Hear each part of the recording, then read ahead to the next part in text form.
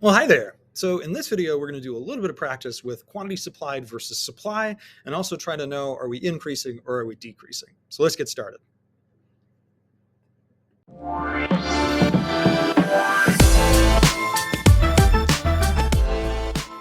This practice is super short. The second part of this problem is totally optional. We're only going to do it really in class.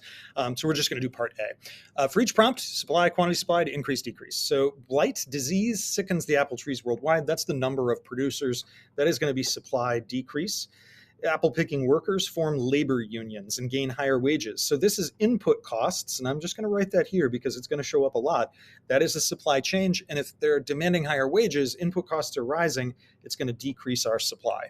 Letter C, new, more efficient equipment is developed. That's going to increase our productivity, so that's supply, and it's going to increase supply because with the same stuff, we can produce more, right? So we're kind of thinking about same land, same number of workers, just a little bit more effective machines. Letter D, the government provides 25-cent subsidy per apple. That's going to change the cost of production. It's going to reduce that cost. And so just like with B, but it's opposite now. There's lower costs, so that's going to increase the supply. Letter E, growers plant new varieties of blight-resistant apples. Again, you have more production, right? More number of producers, and also these blight-resistant apples are probably going to create more production as well. So supply increase. And then last, the price of apples increases because demand increased. So that's something that will occur, right? The price of apples changed. That's not going to change supply. It's just going to affect the quantity supplied. And if the price of apples is increasing, it's going to increase the quantity supplied according to the law of supply. Number two, do the following scenarios illustrate supply or quantity supplied? So just really quick, kind of four more. These are tougher in some ways. During a real estate boom, more homeowners put their houses up for sale. And really what we're saying there is like, think about that you've got quantity of houses that people are willing and able to sell, and then you've got kind of the median home prices.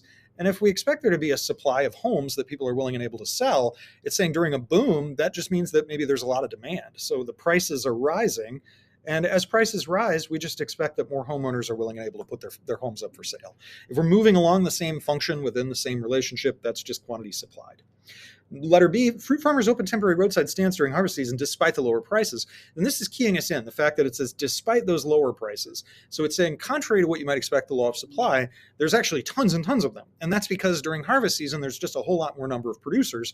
That would be an increase in supply, right? Regardless of what the prices were, even if they were super, super low, we went from here down all the way over to here, we're still producing more. So that's a supply change. C, fewer young people can work during the school year, so fast food shops raise wages. Now, again, here you might think, well, this is them raising the wages, and so that's going to maybe change people's willingness or ability. That doesn't. What's happening here is actually that there is less supply of labor, right? You have less supply of labor literally because fewer people are willing and able to work. Fewer people can work.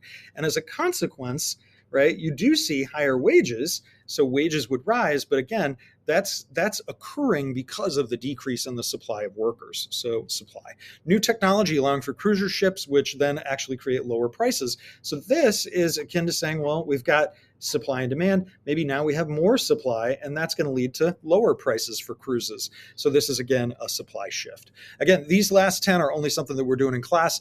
Hopefully this helped you distinguish between supply and quantity supplied. I'll see you next time.